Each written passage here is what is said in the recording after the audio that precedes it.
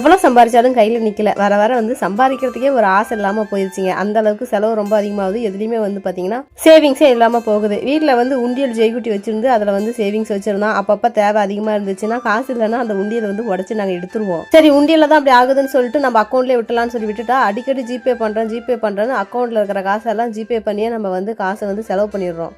இப்போதான் யூடியூப்ல வந்து என்னுடைய கணவர் வந்து இந்த பாக்ஸை பார்த்துருந்தாராம். பார்த்த உடனே எனக்கு கேட்காமலே ஆர்டர் பண்ணிட்டாரு. இருந்தாலும் நல்லா தான் இருந்துச்சு. வீடியோவில் பார்க்கும்போது கொஞ்சம் பெருசாக தெரிஞ்சிச்சு. ஆனால் வந்ததுக்கப்புறம் பார்த்தா குட்டியாக தான் இருக்குது. இதில் வந்து பார்த்தீங்கன்னா முன்னாடி போர்ஷனில் நம்ம ஃபோட்டோ யார் ஃபோட்டோ வேணுமோ நம்ம வச்சுக்கலாம். இந்த உண்டியில் நம்ம எவ்வளோ பணம் போடுறோமோ அவ்வளோ பணம் வந்து பார்த்தீங்கன்னா இந்த உண்டியலுக்கு பின்னாடி நம்பராக இருக்கும். அந்த நம்பரை நம்ம டிக் பண்ணிட்டோம் அப்படின்னா எவ்வளோ பேமெண்ட் போடுறோம் அப்படிங்கிறத நம்ம மைண்டில் வச்சுக்கலாம். இதில் இருக்கிற நம்பர்ஸ் எல்லாமே டிக் பண்ணிட்டோம் அப்படின்னா அதில் வந்து 1 லட்ச ரூபா சேர்ந்துருக்குதுன்னு அர்த்தம்.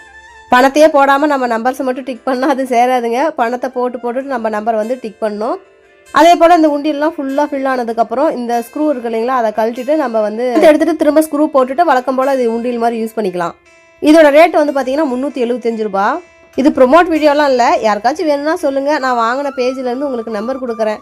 பாக்ஸ் குட்டியாக தான் இருக்குது. ஆனால் அதில் வந்து 1 லட்ச ரூபா சேர்க்க முடியுமா என்னன்னு தான் தெரியல. நான் சேர்த்ததுக்கப்புறம் கண்டிப்பாக நான் சொல்கிறேன். இதில் வாங்கிட்டா போதாது, அதில் பணம் போடணும் இல்லையா, அதனால் ஃபஸ்ட்டு வந்து இன்றைக்கி 500 ரூபா போட்டுட்டு நம்பரும் டிக் பண்ணிட்டேன்.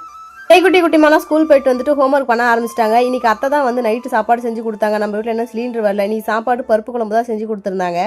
நமக்கு சமைக்கிற வேலை மிச்சமா, அதனால் வந்து பார்த்தீங்கன்னா ஃப்ரீயாக இருக்கும் போது இந்த வாழைப்பூ வந்து கொஞ்சம் க்ளீன் பண்ணி எடுத்து வச்சலான்னு எடுத்து வச்சுட்டு இருந்தேன்.